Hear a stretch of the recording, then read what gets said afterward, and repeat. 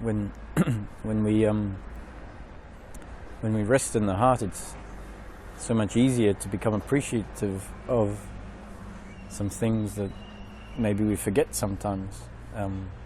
It seems that when we're in our head, just because something is provided moment after moment, it's assumed that that is that's just taken for granted, and we can miss how lucky we are, and how much we actually have each moment if we take things for granted.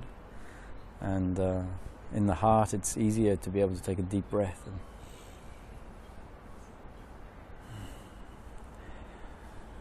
realize that every time we take a breath, we're given this gift of life that comes with being able to take in fresh air. And that actually, if we had to pay for air, we would give $1 million for our next breath, or actually 3 minutes of air. And we get it for free, moment after moment. And if we take these very important things for granted, what we're saying is actually, we have all this important stuff, but let's pretend it doesn't exist, and then now I only have to look at what I don't have. It's a funny perspective if we just turn it round and start to realize that we have food provided for us, and air provided for us, water, friendship, and actually see how important that is in terms of our living, the sense of being, clothing. Then actually in an instant, if there happens to be some uncomfortableness, that can stop just from this turning inwards and seeing everything we have. Because often that uncomfortableness is because we think something has been taken away or not delivered. And you can't have the two together. You can't have gratitude and uncomfortableness. So it's a very nice way of, if we remember to be grateful, can't have gratitude and uncomfortableness. So good solution to uncomfortableness. And it's also, I think, the breath in particular, it's not something theoretical. It's like even food, to be grateful for food when you don't have food in front of you, if you don't happen to be eating at that moment, or you're not hungry because you've eaten already, in a way that still is maybe a bit theoretical. And the breath, every moment we need to take a breath. So this, in spirituality, the breath has always been something that we're told to focus on, and this is a way that actually when we're focusing on it, we can add an extra angle to the importance of breath. We go, so any time when we take a breath in, we can remember that God in this moment has given us fresh air for free, and so we can be grateful, not in theory but actually in practice.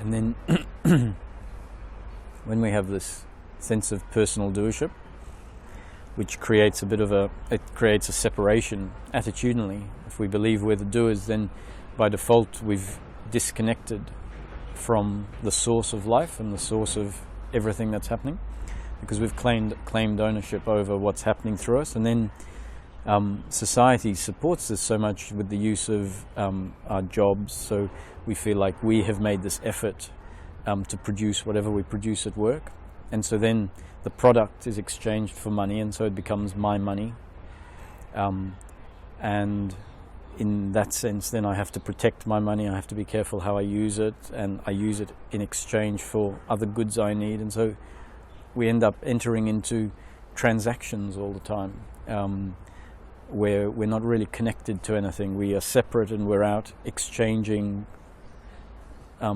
instead of just receiving and giving. It doesn't mean we have to stop using money, but it's like, actually this money is a gift from God. First He gave me the motivation to work, the capacity to work, delivered a job to me, and as a result this money has come. So really it's not my money, it's not my work, not my effort. Everything is delivered to us from God. There are people who don't have the fortune of having a job. It hasn't been delivered to them. They might not have the capacity to be motivated, might feel depressed, and that's not their doing either. That's something as part of their destiny. And so when we have these things, to be grateful for having them instead of to be proud of them brings a gentleness, and we can stop into relating with other humans as though they are a means to an end. And so if we stop looking at money as my money, we can still pay for things, but really out of gratitude. It's like, thank you for giving me my food, and here's a present in return. And then the small things, like if the taxi driver charges you 5 rupees more, it's like, internally it's my gift to you. You know, have this. I want to make you happy because I've been given so much, and so here, have the 5 rupees. You don't say anything. It's just no need to argue, no need to compete. And then I think from this place, at first it doesn't make sense, because let's say we have a limited budget, so I can't give away extra. And I think from looking at it too closely, we miss out on what we might actually get in return from being in the space of wanting to help and wanting to give, not wanting to protect so much. And it's not by giving. See, if we have a really tight budget, maybe even 1 rupee, put some 1 or 2 rupees in your pocket, and just the act of giving 1 rupee out can strengthen that muscle of not feeling as though it's my money. It's just for the fun of making someone happy. A beggar, for 2 rupees for a beggar, if they don't have much at all, even if they maybe touch your leg and it makes you feel uncomfortable or something, actually that's real giving, is when someone doesn't deliver, doesn't give you a nice smile, for example, or looks at you and you feel threatened. To be able to give that's really breaking a habit where we tend to, even when we're giving, it's only if I feel good in the situation, to actually feel challenged and then still give, then we're really challenging ourselves.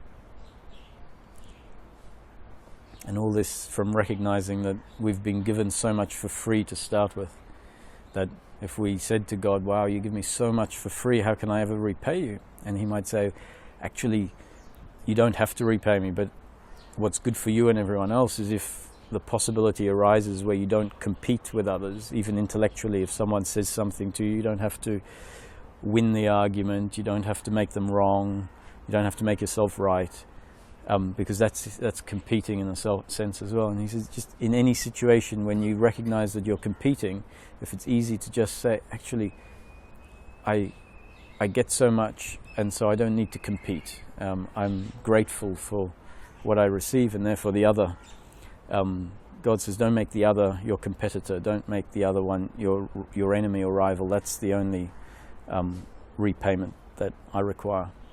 And if you find that it's not easy at some point in time and automatically they're your competitor, then that's okay. Next time is the next opportunity to try and just love and give instead of take and defend. And it's attitudinal. It's not, money was just an example. It's not about giving money. It's much better internally for us to try and recognize when we defend attitudinally and see that that's not gratitude. That's feeling like we're missing something. Someone can take something away from us.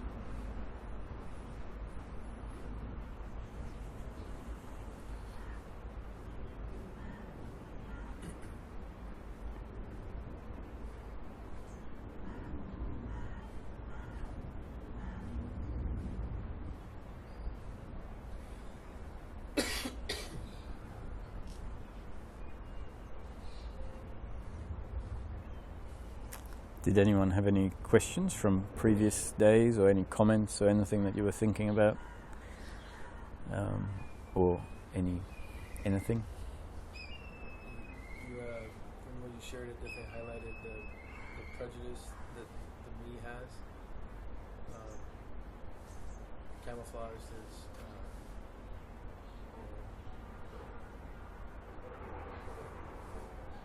wanting to do right. But like I know what that is, and just really kind of was nice because you highlighted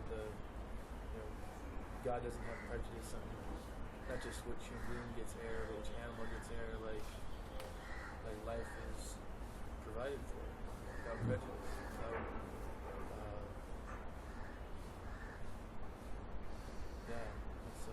It's unconditional. And how easy it is, definitely. Like I woke up, just kind of present to everything is miracle. Even like all of it is just, like how to not move away from that, So, like the breath is such a simple thing to overlook. And exactly what you said, just and it's funny because so many of these like peak moments, they happened around breath.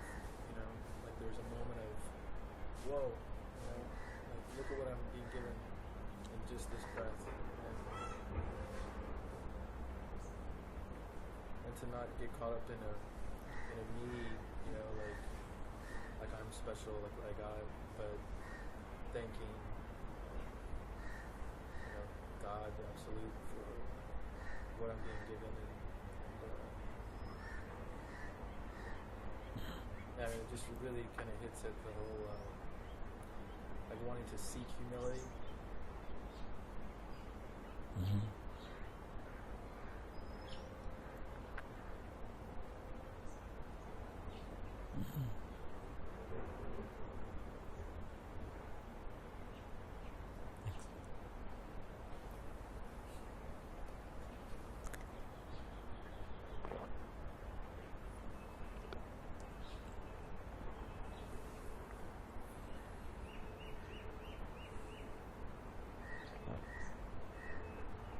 What I mean by humility is the I don't know. That someone knows. Leave it up to that.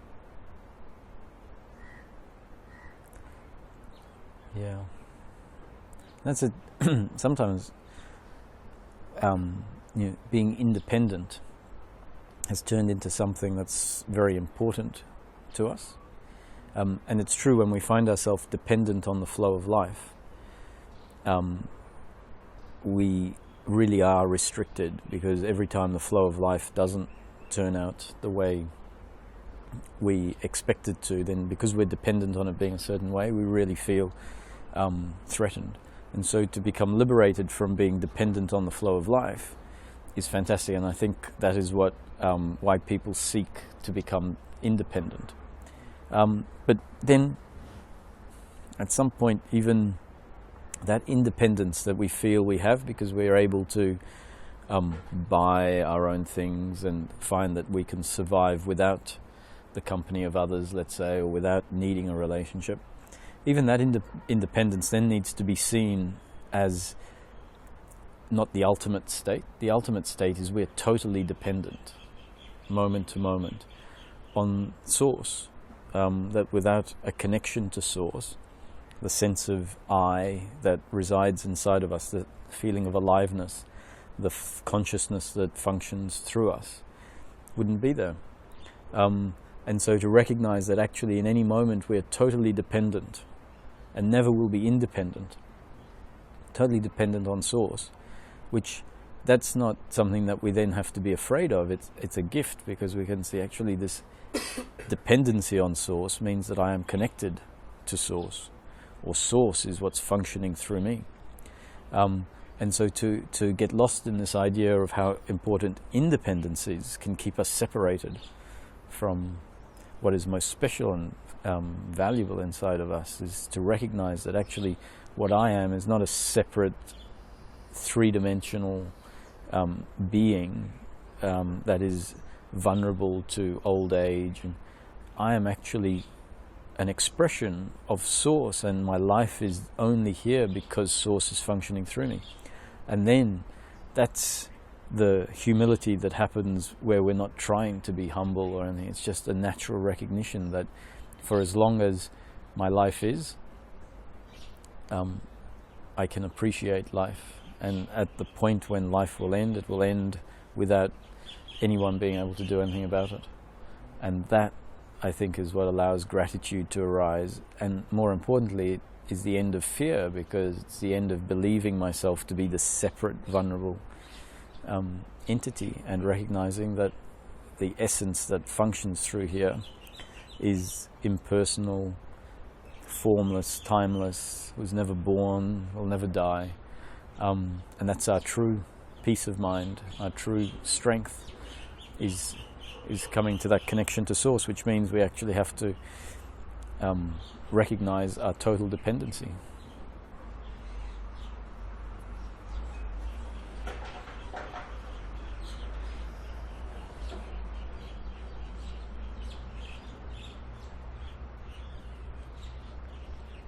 And in the talks, it's what we're looking for, if we find ourselves seeking, is the absence of suffering as it arises moment to moment in its different forms: guilt, blame, pride, anxiety, expectations. And then the sub-forms of guilt can be shame, insecurity, lack of self-worth. What we're actually looking for is simply the absence of those feelings, which we can call peace of mind.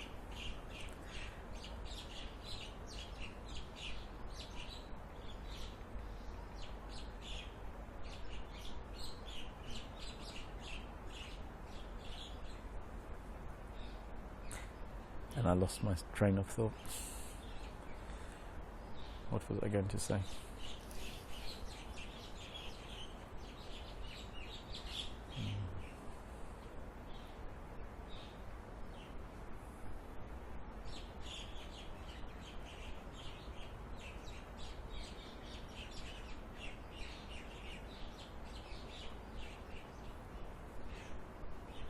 Oh yeah.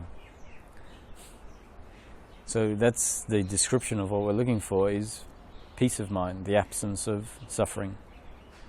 And how that comes about or when it's there, what we recognize is that peace of mind is what is naturally there when our connection to Source remains unbroken, or when our recognition of our connection to Source remains unbroken.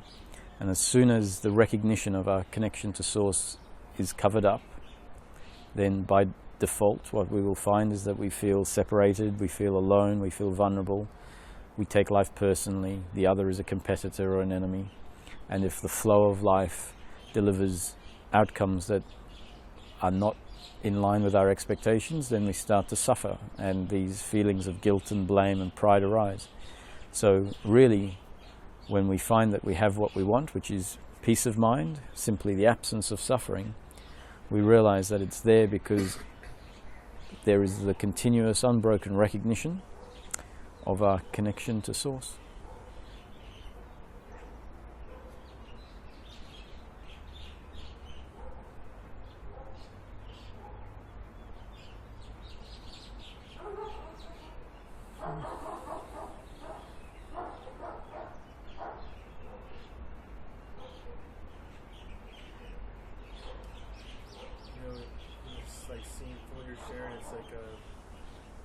Highlighting all these moments that Source has been like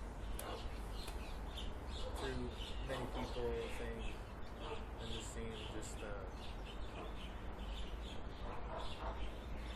like the simplicity of it, but at the same time just seeing that eye that thinks, no, I've got to do this, I've got to, like, not trusting that Source is. And it's always demonstrated, like, the best results happen when I'm in that space. But then there's like, oh, I need to do something to make sure that stays, Then the high comes back in. Oh no, I better really figure this out, and then the problem starts. And it's,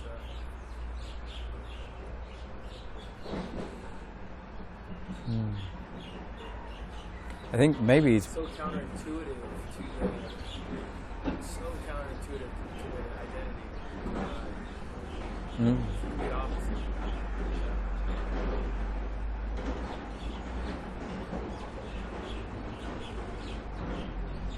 I think the thing that's kept me from really just saying enough, like I'm going in that direction, is like this idea of like, oh, that's just hokey, like that's just some really superficial judgment, thinking it's weak or whatnot, but it's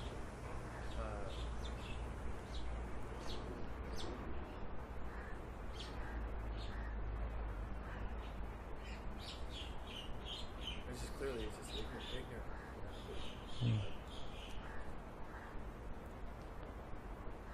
Ignorance of seeing just the facts.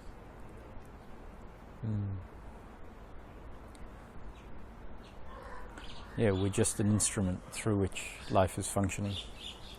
And if the beauty is in recognizing that, which we think is weak, we give up something worthless, our sense of doership, to receive something priceless, which is the recognition of what our real essence is.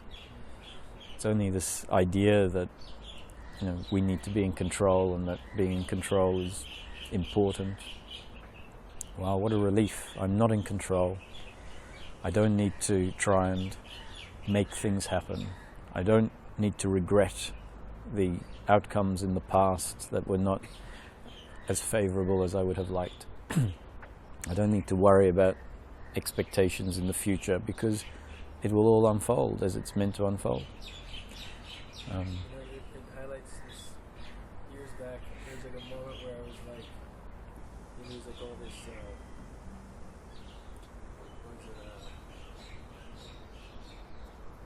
like resentment towards my dad, not like, the whole father, like provider, protector, all that.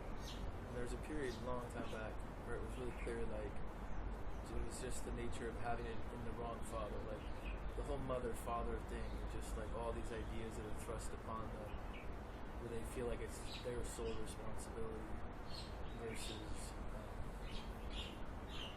that awareness of like his children come through them, and they're, just like, the animals, the trees, like it has its own provider, really. There's assistance and supporting, but it's really only recognizing that they're really supporting. And I woke up wanting to call my dad today, and I just see like the whole, like the delusional burden that father or mother can carry. Like it's really up to them with what happens with your life, and it's like, I'm alive. They succeeded. You know what I mean? Like I didn't die in childhood. That's really, I think, the only thing that a parent really can. They should be, I don't know, like really responsible. It's just like, hold on, let me protect them until they come into the support that's there.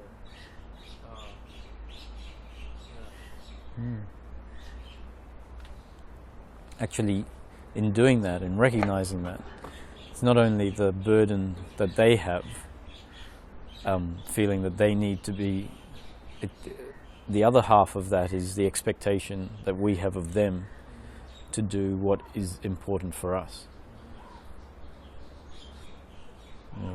So there would be, in expressing that to them, you're also expressing something to yourself. Where, yeah.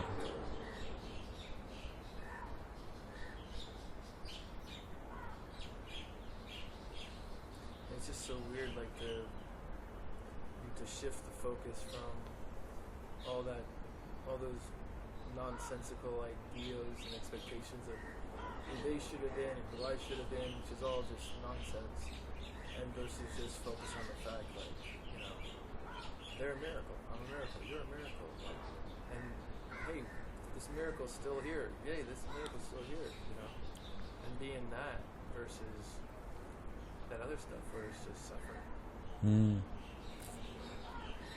it gave me a place to like, you know,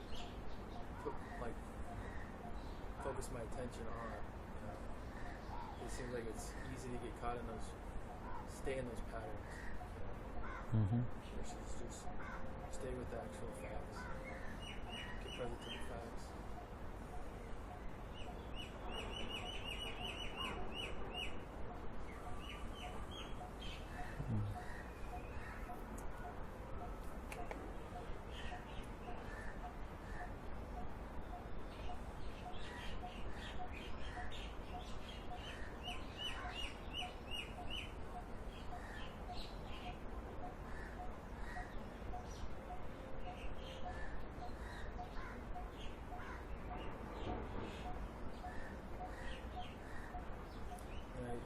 Someone pointed it out, but now it's just really seen as just the whole,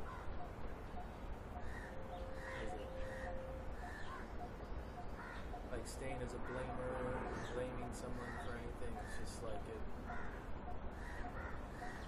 totally cuts you off.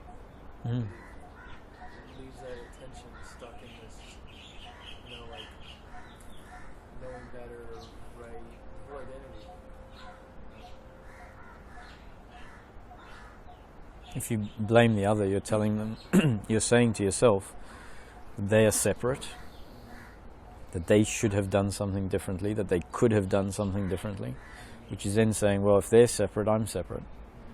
And as soon as that's the case, we're suddenly into this idea that there are 6 billion, 7 billion different separate entities all doing what they choose to do based on their total volition, and anyone who hurts me is my enemy. Whereas if we recognize that actually life is flowing through it, all of us, in order for the story, a very specific story, with a great amount of detail, magnificence, instead of recognizing that a story has been designed to unfold a certain way. And from that perspective, we're friends. Even if I do something or an action happens through me that hurts you, not my intention, but rather my destiny and your destiny to experience that situation. And then from that point of view, someone hurts me, it's no longer someone hurting me, but rather an action that was destined to happen in order for my destiny of feeling hurt to happen. And from that point of view, we're not separate, but we become a brotherhood of human instruments experiencing life, bringing about experiences that are there to happen in order for the overall story to unfold. It's also that I can see that the whole, if I get stuck at that hurt, I'm not open-minded anymore because I'm getting to that blame, that whole versus, okay, you know, why is you maybe open, maybe there's actually some real gift in that hurt to, like, what, like, really intentional with, like, as a help. Versus, like, a singing against something. Or for something useful versus against something that's not useful. Yeah, that's very useful, you know, to see that what's painful today might end up flowering into something. And so then we stop saying this is bad, because we say, I don't know that it's bad. It's bad in this moment, but that's all I can say. So as soon as I've said it, the moment is gone, and let's see where it unfolds.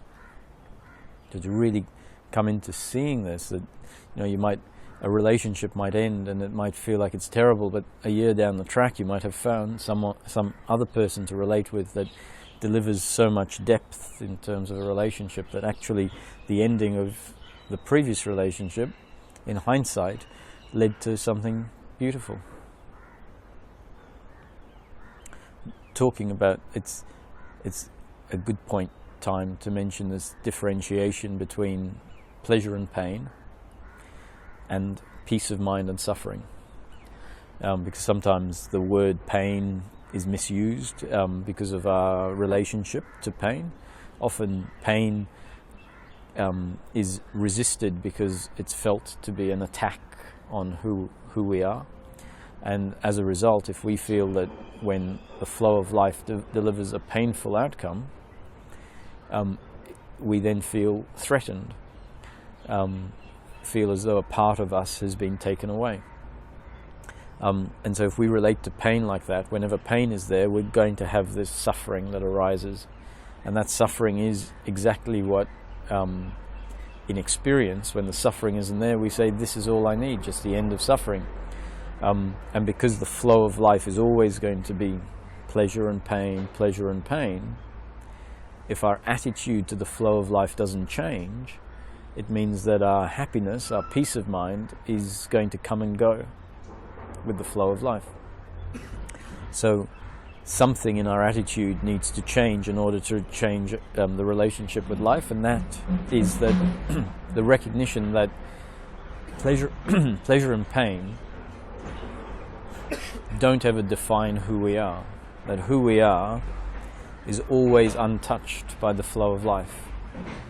And from that perspective, if we start relating to pleasure and pain as it is, which is a pleasurable situation will come and then it will go, and a painful situation will come and then it will go, and recognizing that what I am remains constant and untouched by the flow of life. And we can see this, that we can find ourselves in a painful situation and feel like a part of us has been lost forever, yet in time the situation hasn't changed. So we might have lost someone that we love, and in time we then feel complete again, which really suggests that it's only our attitude in that moment, our attachment to the pleasure of the person being there, that is the problem. Because if it really was that a part of us has been lost, then it would mean that we could never feel complete at some point in the future, because that person, assuming, let's say, they die, is not going to come back.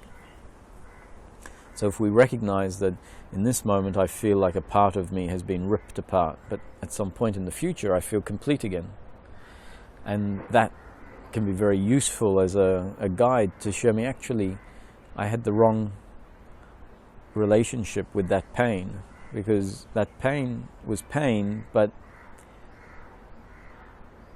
at some future point I felt complete again. So why, maybe I can feel complete in the presence of the pain. And if that recognition becomes stronger and stronger, then we can start to see pleasure and pain as just that, and not as something that defines our completeness. It's still very subtle, kind of barely touching it, maybe, but seeing the things that I have been habitually thinking like, oh, that's gonna make something better, that's gonna make something better, but then coming to that space, realizing none of those things can come into that space, where things are whole, complete, perfect, nothing can be added, nothing can be taken away. Like that's the fact. And all these suffering when I try and add or get, it can't be added. No.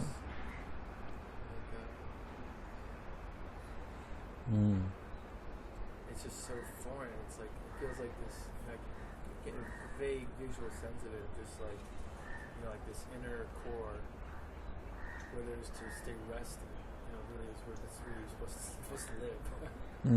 Versus being out in this, down the block, trying to get things for the house that you can't even get back to the house, so you try carrying.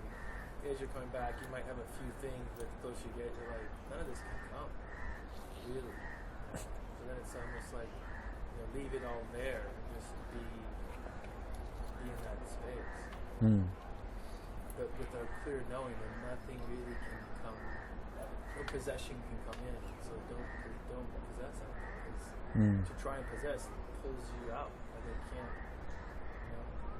you can't have a possession and be there. It's like, make a choice. If you want to be stuck out here with these things and pretend like you own them or possess them, or being at rest and go, this is all, the Creator's gifts. I might be here with me or not, but really it should have no bearing on my gratitude and being at rest, knowing that none of that's necessary, none of it's needed. That's right. at the risk of so bringing a quote in from the Bible, not to be religious, but because there is wisdom in many places. And there's a quote that it is harder for a rich man to enter the kingdom of heaven than it is for a camel to go through the eye of a needle. So if you take it literally, there's problems. But if we recognize that what it means by a rich man, it's not someone with wealth in the flow of life, it's someone who is owning that wealth. As soon as you become the owner of that wealth, you've done exactly what you've said, is that you can't be in the kingdom of heaven, which is not after death, but right here is nirvana and samsara together. And it's an attitude whether nirvana presents itself or samsara presents itself. And as soon as we own and feel that I am a rich man, this is mine, then the doorway to nirvana is... It's that corny saying that the glory is God's. Yeah. It's so, And in practical terms, we've seen this, that we set up these expectations of what we think will make me happy. You know, when I own my own house, then everything will be okay. When I get the promotion at work, just this one more promotion, everything is going to be okay. When I find my soulmate, everything will be okay. Yet, time and time again, we get what it is that we are seeking. And what do we find? We find that we get temporary pleasure, yet that pleasure never fully satisfies us for the long term. As soon as we attain what it is that we're seeking, we then very quickly set up another objective, because the feeling inside is, oh, I'm still not complete, so maybe I got that wrong. Maybe I don't need a house, but I need a house and a soulmate. Then we find the soulmate, and we still feel this need for something more, until we realize actually pleasure is never going to complete me. It's there to be enjoyed. So this is not to say do not enjoy pleasure. It's not about turning pleasure away. That doesn't help either. That just means you're missing out on the joy of pleasure. But to recognize that pleasure is pleasure. Pleasure is like good food. Good food tastes good. Good food sustains. But that's not peace of mind. It'll never be peace of mind. But if we have peace of mind, then we get to enjoy pleasure and pain with peace of mind. And if we think that pleasure and pain are going to determine who we are, we'll never have peace of mind, because life will keep taking away what it has given previously. It seems like the visual I get is like, whatever being at your core in your home, and it's like it's only go to the door, get what's enjoy what's at the door, but then go back home. Don't chase out or don't leave the house.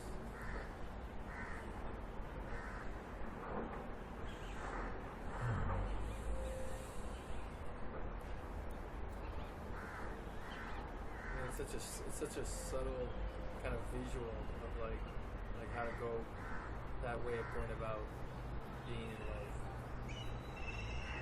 And it's attitudinal. That's important to see. Just a shift of attitude, a shift of understanding who we are versus a misunderstanding of who we are, an understanding of what is important in life versus what's not important, and not mixing the two up, not mixing everything up. And that's what it means. We can be happy right now. We don't need to go anywhere. Everything is already here. Nothing to seek, nothing to find, because it's just attitudinal change. And then we reckon it's always been here. Nothing actually has changed. It's always been here. I just was looking at things, mainly looking at myself incorrectly.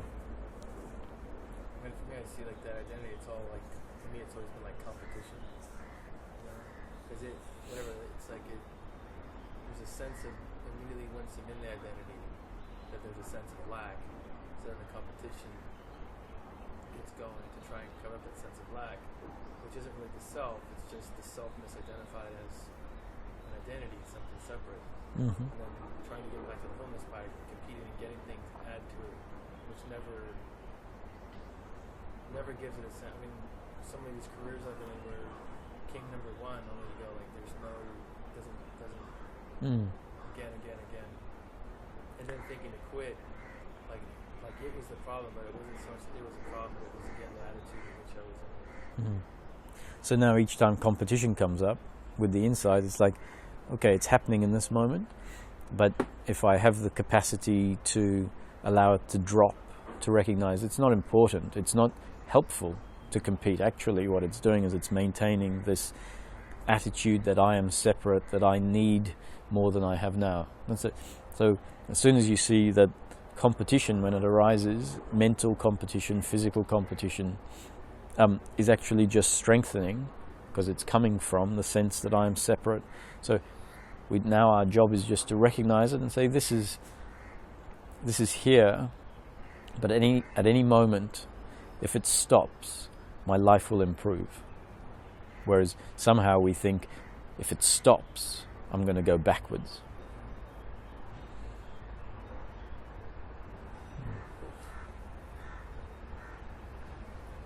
It's funny because that exact, years ago I worked at a Gold's Gym for many years, and it was like I found all these like perfect formulas to get X number of results every week, like crazy results. I was so attached to them. These results I need. But as I went about it for months and years, and then I realized I'm a slave to this. You know, I can't, like, it's total bondage. You know, like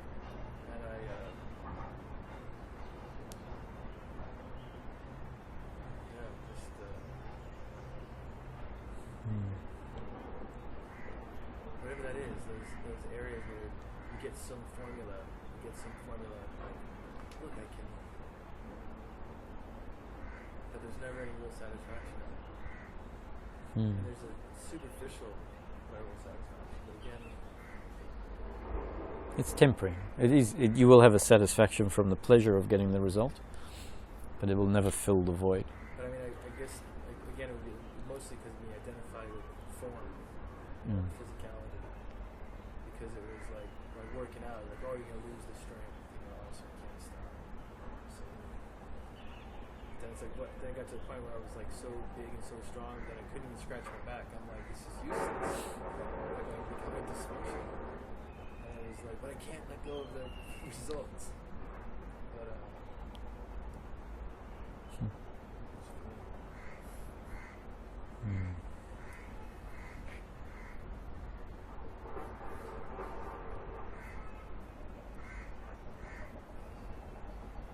it's all very childlike.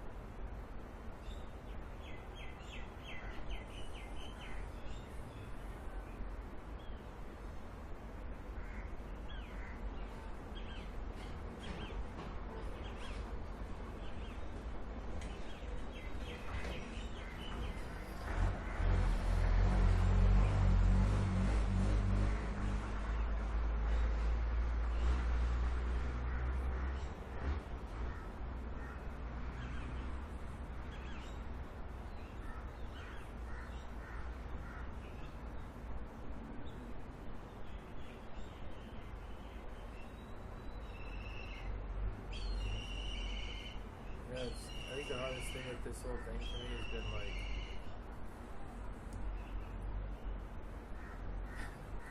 you know, like all these people that have been like pointing, you know, to it's in God's hands, you know, and just like it's not in your hands. Stop trying to, you know, trying to be right, you know.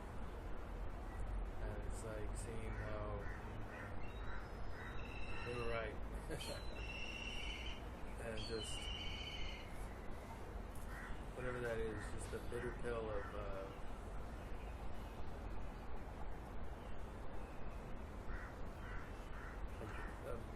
notion that there was going to be a me that was gonna, be redeemed, from a me. Like there was,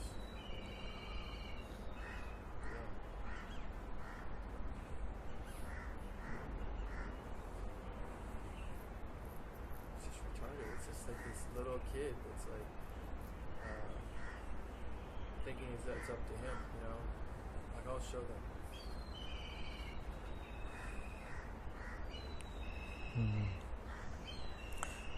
So what, when we let go of these ideas, often this idea of who I am as a separate entity can be very scary. It's like, I don't want to let go of the idea I'm in control, or let go of all these ideas of what's important in life, because who will I be then? And so at some point, this recognition of what our true nature is, this presenting, makes it easy for us to let go of these ideas. In fact, it's like the ideas are just preventing what's really there from coming through. So take my ideas, please. God, please take whatever doesn't serve. And what is it that shines through? The word has often been used, consciousness or awareness. And often these words, we can read them in books and sort of not really have a reference as to what it's talking about. So we read it and sort of just jump over the word. We know it's there and we don't really know what it means. What is consciousness? What is awareness? And it might be worthwhile just exploring the words so that the openness might be there, the recognition of this consciousness that has always been here, yet it's one of those things that's been taken for granted, like fresh air. It functions every single moment. Life cannot be experienced without the consciousness being here. The mistake, in a sense, is that because it's always been here, we've made an assumption that it comes from the body, that the body produces the consciousness and the awareness. And so if we make that assumption, then yes, the consciousness is always here, but it comes from who I am, from what I am, the body. And then it's a separate entity, the body, that has been produced by a mother and delivered into the world, and then the umbilical cord has been cut. And so that is now a separate entity that's not connected to anything else, and that entity, that body, is producing the consciousness. If we look at what the human being is differently, and consider that what the human being is, what the daily life experience is, the human experience, is not a result of the body being first and then the consciousness coming, but rather the consciousness being there first, and a body or an instrument being produced to which the consciousness connects and then functions through. And if the body dies, the consciousness which has come from prior to the body then returns to where it came from. And so the body really can be seen then as a vehicle through which a particular life experience gets experienced.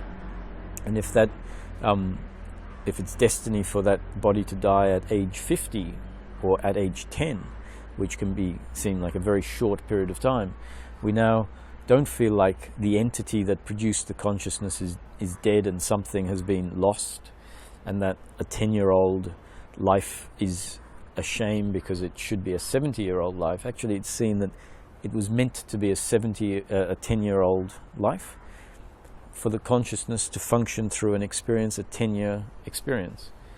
And that the fact that the body died, that consciousness, which is also linking to the many other living beings, has just returned and will reconnect. Maybe in the next moment, in the next birth, there will be a reconnection of that consciousness to a new. And so nothing's really lost, it's just that experience is changing.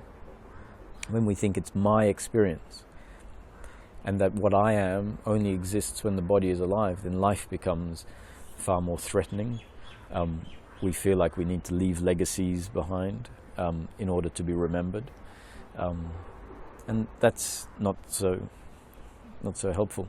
So how can we recognize the consciousness functioning moment to moment and realize that the consciousness that is functioning moment to moment is actually not my consciousness but the consciousness of the source? And what's fair to say is that in most daily living experiences there's no awareness of the consciousness, but rather an awareness of all of the objects that the consciousness perceives or is aware of. So if we look at the English language word consciousness and see how the word consciousness is applied in just normal daily living, maybe we can start to get a hint of what consciousness is, of what the word consciousness points to actually. And if we start to understand what the word is pointing at, there's a possibility that in a moment the consciousness will become aware of itself. So in English, if someone faints, we say they have lost consciousness. If someone were to hit someone on the head with a baseball bat, there's a potential that they can lose consciousness. If someone goes into the operating theatre and is put under an anesthesia, they lose consciousness. And in deep sleep, when we go to sleep into deep sleep and even the dream state is lost, then we are said to be unconscious. And after being hit on the head by the baseball bat, we might regain consciousness. So they lost consciousness and then regained consciousness. So hopefully that points to what is it that was lost. The body remains, the breathing, the heart function, the blood continues to function. So consciousness is not referring to aliveness of the body organism, but rather something that is functioning and then is lost, and then something that is regained, consciousness is regained. So we might start to feel, get an idea, focus in on what consciousness actually is. And often we hear the term impersonal consciousness for the source. Impersonal consciousness is what then links to a particular body-mind organism, human being or human body, to produce personal consciousness. So personal consciousness can be seen to be the consciousness coming from a particular human being's perspective. So I have personal consciousness, which is Roger's experience of life, and all other humans arise within my personal consciousness experience. Presumably all of these objects which are in my personal consciousness experience may well have their own consciousness. I don't know that. You could just be objects sitting here. And similarly, in your personal consciousness experience, assuming you have one, there are all of these human objects within your personal consciousness experience, and the trees, and that is the experience of daily living, all contained within our personal consciousness experience. But what allows personal consciousness to be here is actually the functioning of impersonal consciousness.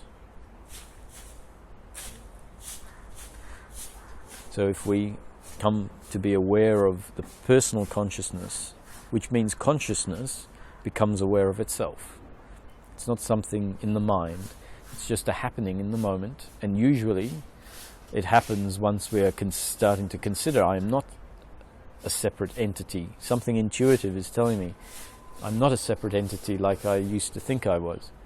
I'm actually an entity through which the source or consciousness, impersonal consciousness, is functioning. If we don't start to consider this as an option, then it's unlikely for consciousness to wake up to itself, because we're off trying to achieve objectives, competing with people, worrying about death, worrying about a lot of things that maybe will start to fall away when we start to consider that maybe pleasure and pain is not so important, that what I am is timeless. So at some point with those considerations, consciousness might become aware of itself. And in that moment, consciousness will recognize that the functioning that it's become aware of has always been there. It's impossible for there to be a momentary daily life experience without consciousness being there. And it is the same consciousness that was present when we were 1 year old, when we were 10 years old, when we were 40 years old, and the same consciousness that will be present just before we're about to die. And that consciousness has two functions. It has the function of awareness and the function of the sense of I, or I am, existence. And both of those things, the sense of I am, which doesn't say I am the body, I am 40 years old, I am male or female, it just is I. That is the same I that was there when you were 1 year old, 40, and before you're about to die. And the sense of awareness, which is the awareness that recognizes the objects, is the same consistent awareness through our whole life, and which is there whenever there is daily living experience. And so if we wake up, if consciousness wakes up to itself, it will recognize this has always been here. This is what I am. Actually, everything that arises in daily living is not separate from what I am, but contained within what I am. That these objects only arise because my consciousness arises. If my consciousness collapses in a moment, like in deep sleep, all of the objects collapse. That the world is actually dependent on my consciousness and not separate from consciousness. And if in that moment the recognition is that this personal consciousness comes from impersonal consciousness, which means that our connection to the source, experientially, not just theoretically, is known. And if that knowing, that personal consciousness is simply a expression, a manifestation of the impersonal consciousness, then our connection to the source, moment to moment, is known simply because there is the recognition that without awareness, without the I am, both of which come from source, I can't have daily moments, daily experience. So the word awareness refers to the functioning of consciousness, the component of consciousness which recognizes everything. And the word I am refers to the sense of I, which exists in every moment, even in a meditation with one's eyes closed. There is the sense I that pervades the space.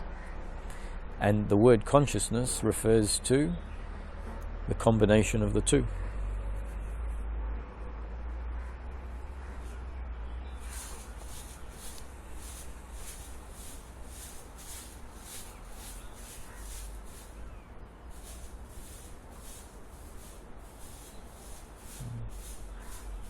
I think Osho at the end of, you might be able to confirm or help me because I only remember it from a few years ago. I think at the end of each white robe there is a statement after the drum or silence, and Osho says something about recognizing your true nature as awareness or as consciousness. Do you remember what the statement is that he's played? Always is saying that pointing to the center of your being, go in the center of your being. Like that. Yeah. And does he, I recall the word Buddha nature. Yeah, that one. Yeah, that was his last statement after the discord that I bow down to the God in you, like Atman. Right. Atman is what he calls. So it used to be the last statement in Hindi discourses. Right. When he used to go around in India and used to lecture, then he used to say that I bow down, मैं pranam करता हूँ, like I salute Okay, yeah. God inside you. And me too. Yeah. It's actually, when you say it that way, it's like namaste. Yeah, namaste. The same. Pranam करता हूँ. It's Yeah. just to be accepted. Pranam is like namaste. Namaste. And I think, correct, because I've been told namaste means the spirit in me recognizes the spirit in you. And so if we, with this explanation that the body is actually a vehicle through which the one impersonal consciousness functions as personal consciousness for each person, then it is that Roger and Priya are not different. The essence of Roger and Priya is the one consciousness. And so I bow to the consciousness functioning through you. That it is the consciousness functioning through me that is able to recognize the consciousness functioning through you, or the essence, the spirit. It's funny, dogs keep doing that to me. They come up and they keep saying to you too.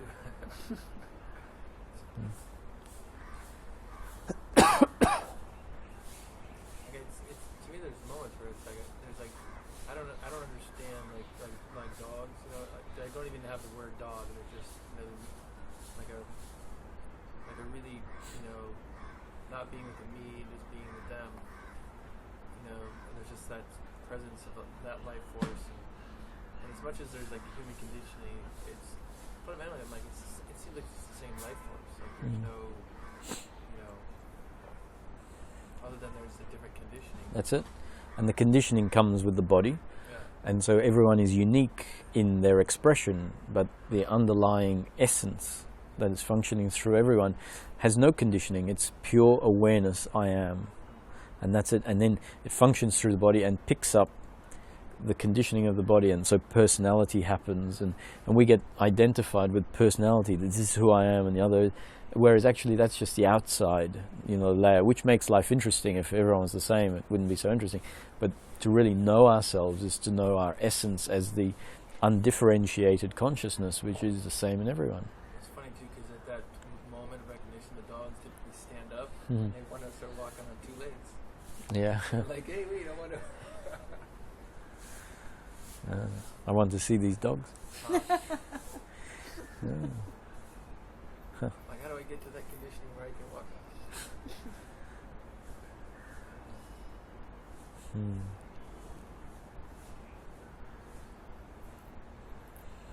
And even with the breath, actually, not only gratitude for the breath, but the breath can take us back to the present moment, where that consciousness and where the source connecting in, and the meeting point between the personal consciousness and the impersonal consciousness is this sense inside of existence, I am. That's the bridge between impersonal and personal consciousness. And if we take a deep breath, it's like, and drop into the body, that's where the meeting point is.